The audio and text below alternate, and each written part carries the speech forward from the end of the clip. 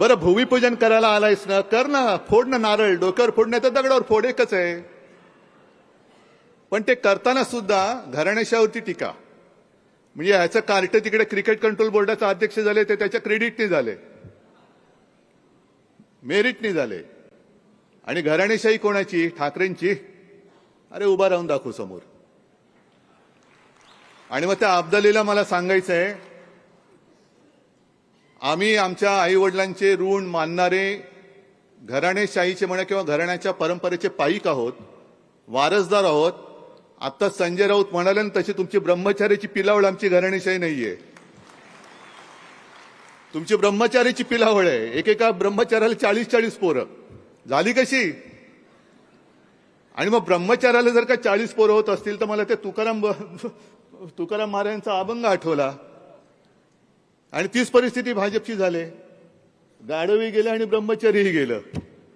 आता तो अभंग जाऊन, जसं मी दसऱ्याच्या मेळाव्यात तुम्हाला सांगितलं होतं संदर्भ, तसा ह्याचा संदर्भ तुम्ही मुद्दामून शोधा. तुकाराम महाराज असं का म्हणाले? हा अभंग आहे.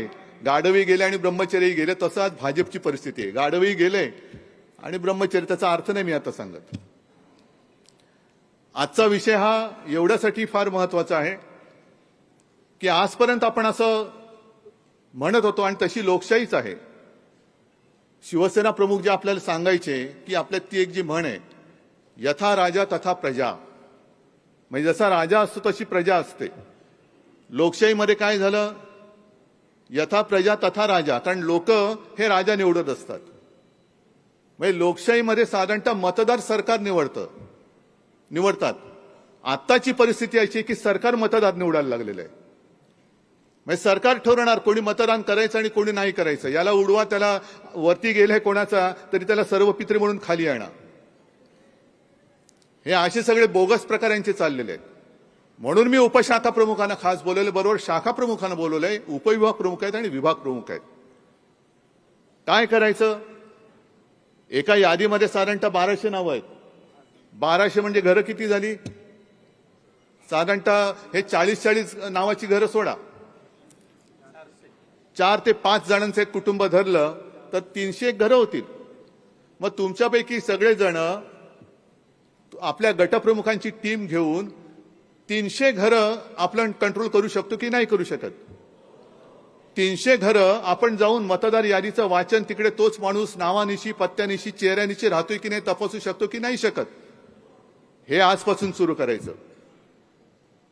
उपशाखा प्रमुखांनी त्यांच्याकडच्या ज्या 2-3 याद्या आहेत, म्हणजे 2 ते 3 गटप्रमुख आहेत, त्या गटप्रमुखांबरोबर रोज भेटून, शाखा प्रमुखांनी सुद्धा उपशाखा प्रमुखांना रोज भेटून, उपविभाग प्रमुखांनी उपशाखा प्रमुख शाखा प्रमुखांना भेटून, आणि विभाग प्रमुखांनी शाखा प्रमुखांना भेटून, उपविभाग प्रमुखांना भेटून रोज आज तू काय केलं, किती घरामध्ये जाऊन आलास, किती बरोबर नावं सापडलेत, किती बोगस सापडलेली आहेत. बरोबर नावानिशी आणि चेहऱ्यानिशी. जसं आता आदित्यने दाखवलं की काही चेहरे आपण ब्लर केलेत, पण चेहऱ्यानिशी मतदार आहेत की नाही. आणि निवडणुकीच्या दिवशी, मतदानाच्या दिवशी आपले पोलिंग एजंट असे असले पाहिजेत की त्याला ती मतदार यादी फोटोनिशी त्याच्या हातात पाहिजे, जे असते. पण नुसता फोटो बघून नाही, तर चेहऱ्यानिशी तो मतदाराला ओळखणाराच माणूस तिकडे पोलिंग एजंट असला पाहिजे. आणि जर का तुम्हाला वाटलं की याच्यामध्ये गडबड आहे, हा बोगस आहे याची खात्री पटली, तर बेलाशक त्याला थोबडवा, बिंदास फटकवा त्याला. कारण जर का आपण सांगून निवडणूक आयोग दाद देणार नसेल, आयुक्त दाद घेणार नसतील, तर मग लोकशाहीमध्ये आपला अधिकार आहे की बोगस मतदाराला मतदान आम्ही करू देणार नाही. नाही म्हणजे नाही, काय वाटेल ते हो.